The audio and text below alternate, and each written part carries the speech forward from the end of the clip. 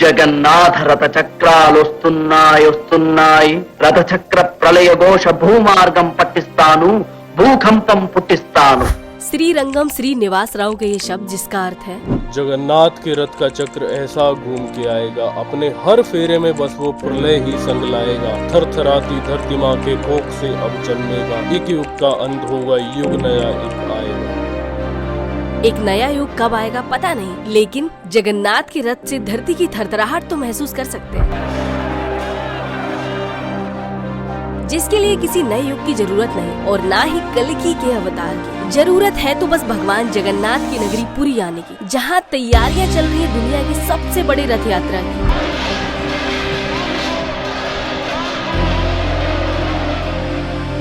जब जगत के नाथ स्वयं मंदिर से निकलकर भक्तों को दर्शन देने आते हैं, और यही वक्त होता है जब महज 2 लाख की आबादी वाला पुरी बन जाता है 20 लाख लोगों का घर.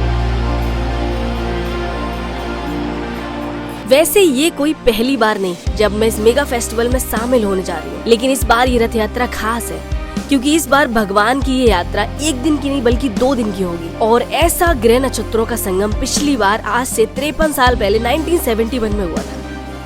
इसके अलावा भगवान जगन्नाथ का वो मंदिर जिसके रत्न भंडार के बारे में कहा जाता है कि वहाँ इतना सोना चांदी है जिसकी गिनती नहीं की जा सकती, और उस रत्न भंडार को भी इस बार खोला जाएगा, जिसे पिछली बार 1984 में खोला गया था. लेकिन तब ASI केवल बाहरी भंडार ही खोल पाई थी और भीतरी भंडार अब भी इस दुनिया के लिए पहेली है. तो इतना कुछ खास है इस बार की रथ यात्रा, तभी तो इस बार पूरी फैमिली को दिखाने जा रही हूँ सैकड़ों सालों से चली आ रही जगन्नाथ रथ यात्रा.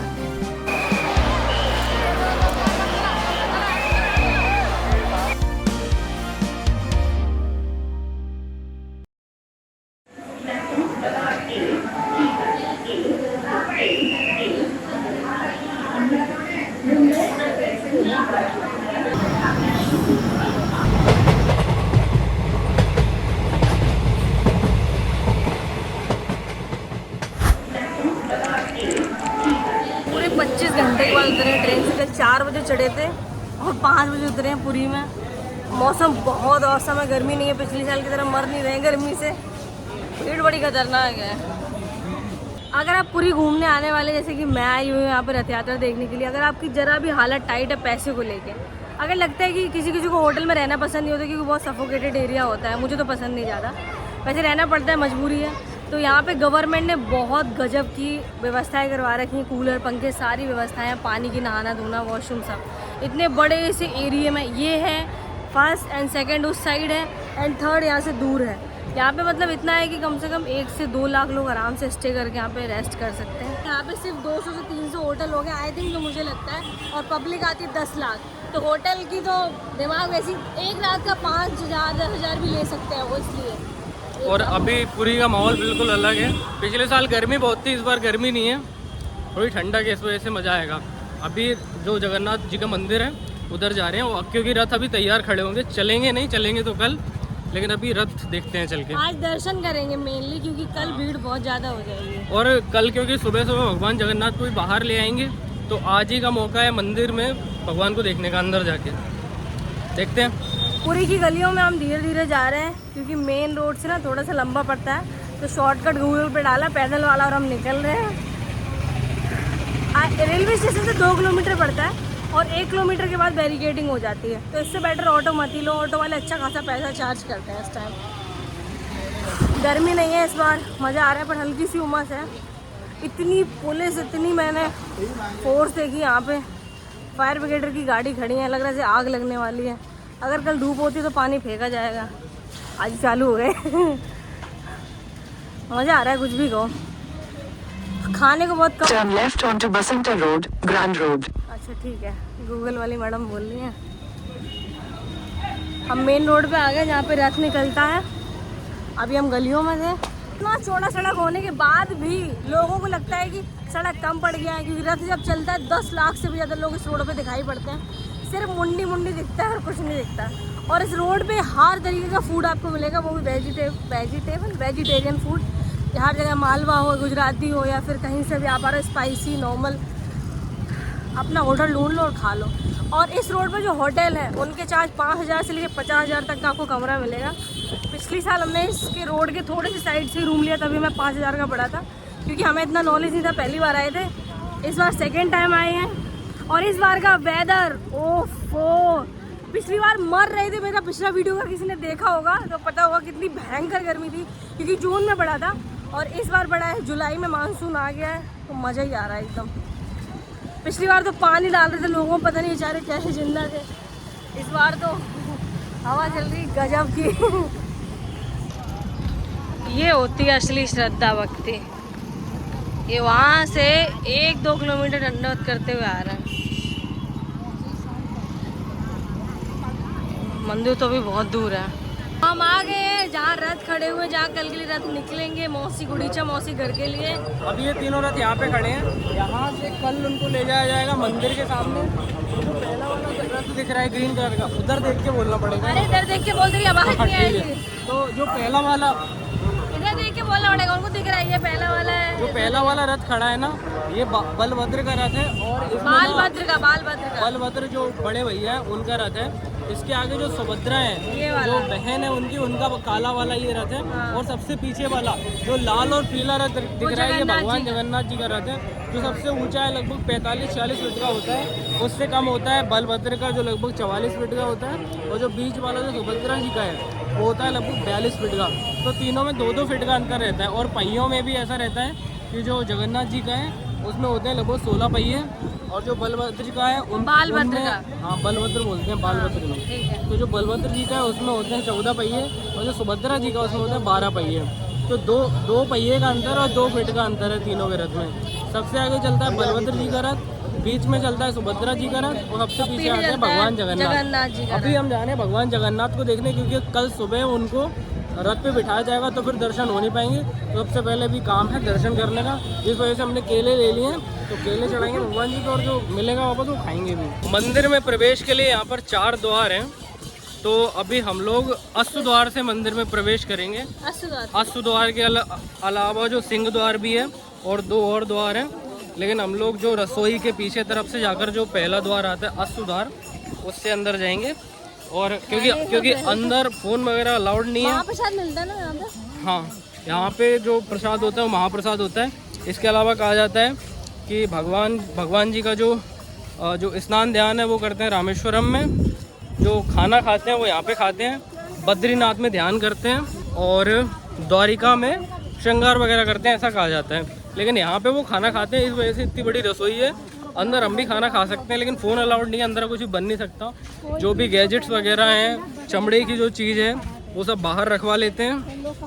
अब अंदर फ़ोन तो ले जा नहीं सकते, जब मंदिर के बाहर आ जाएंगे तब बताते हैं क्या सीन था अंदर का। यहाँ पे अंदर फ़ोन अलाउड नहीं है, तो सोच रही हूँ फ़ोन यहीं पे इसको दे दिए, ही रखेगा, तब तक मैं अंदर दर्शन करके आती, फिर ये जाएगा बाहर। यहाँ पे चेकिंग हो रही है फ़ोन की।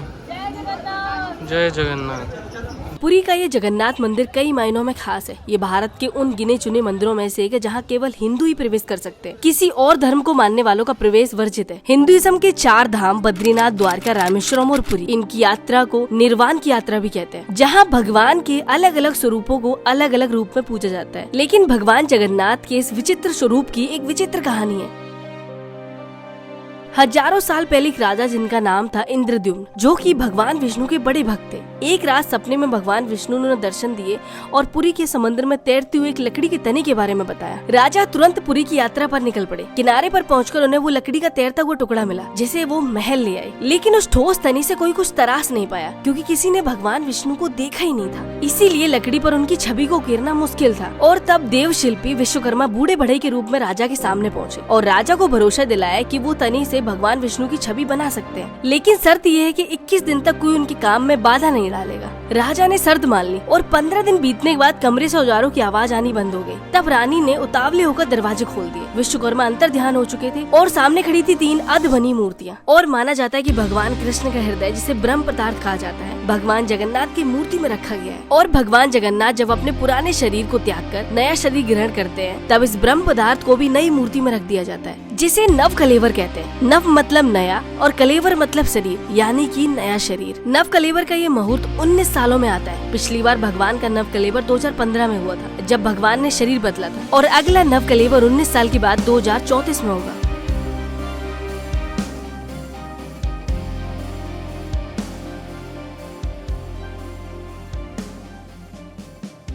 फ्लो में आगे बढ़ने से पहले बात कर लेते हैं फ्लो की, जो कि बहुत ही प्रीमियम क्वालिटी के मैट्रेस बनाते हैं। और एक लंबी ट्रिप के बाद जब मैं घर आती हूँ तो मुझे जरूरत होती है कंफर्टेबल और अच्छी नींद की, जिसके लिए फ्लो ने भेजा है ये एंटी ग्रेविटी मैट्रेस जो बना है 100% नेचुरल लेटेक्स से, जिससे बॉडी को एक परफेक्ट मसल रिलैक्स मिलता है। और मुझे बिस्तर पर ही काम करना पसंद है, तो इसका एंटी ग्रेविटी फंक्शन बहुत ही इफेक्टिव काम करता है, जिससे गद्दे पे दूसरी साइड कोई भी कूदे मेरे गैजेट सेफ है। द बेस्ट थिंग इज ये आता है 100 नाइट रिस्क फ्री ट्रायल के साथ, मतलब कोई भी इशू है तो इजीली एक्सचेंज और रिटर्न कर सकते हैं। और रिटर्न करने पर आपसे कोई भी सवाल पूछा नहीं जाएगा।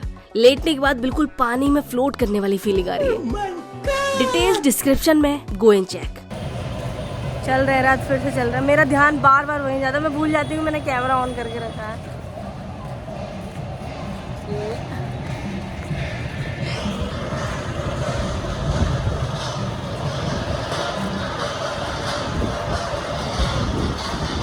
क्या व्यू है, मैं भूल जाती हूँ। रथ चल रहा है, मैं भूल जाती हूँ कि कैमरा ऑन है। जय जगन्नाथ।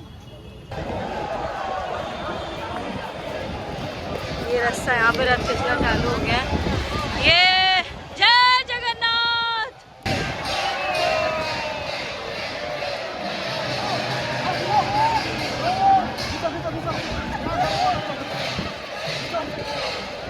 अबे 2 रथ तो पहुंच चुके हैं। और ये जो पीछे जो पीला वाला रथ है ये जगन्नाथ जी का रथ है, इसका नाम है नंदी घोष, ये आ चुका है।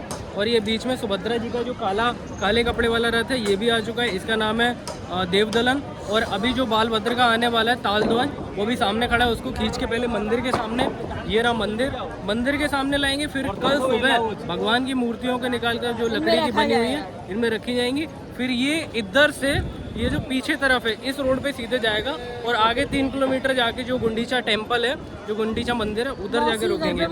फिर वो हफ्ते भर वहाँ पे रुकेंगे। मेरे हाथ रथ से खींचने के बाद लाल हो गए पूरे, बहुत मोटा रास्ता था।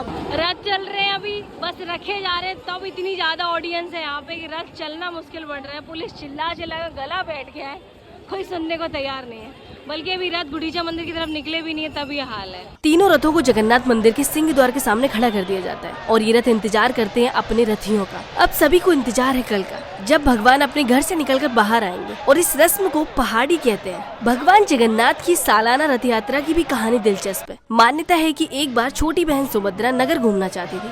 अपनी जिद लेकर भाइयों के पास गई तो दोनों भाई और बहन सुभद्रा नगर भ्रमण पर निकल जाते हैं और तभी से भगवान को हर साल नगर भ्रमण पर ले जाया जाता है।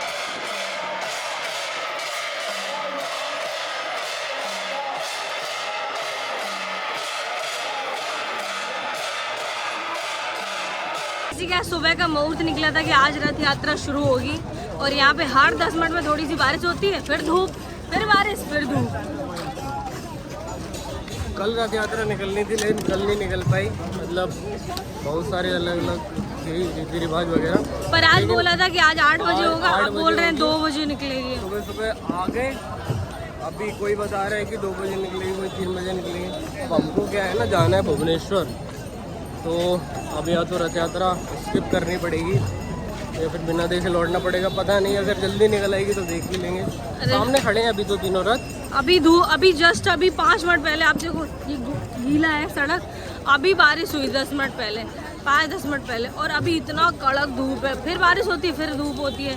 ऐसे डोसे वाले तवे पे वो पानी डालते ना अपन बैटर अच्छा बनाने के लिए डोसा, वैसे हम लोग का डोसा बन रहा है। पसीना पसीना है, बहुत गंदी ह्यूमिडिटी है भाई साहब। इस बार सोचा था मानसून आ चुका है तो गर्मी थोड़ी कम होगी, लेकिन नहीं, बिल्कुल भी नहीं, गर्मी बहुत भयानक है। अब पता चला भगवान जी क्यों बीमार हो जाते थे यहाँ पे। ऐसे लग रहा है पानी की लूट मची है ट्रकों के पास में।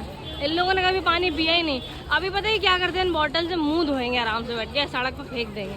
मैंने रोड से ही बॉटल उठाई जो पूरी की पैक थी।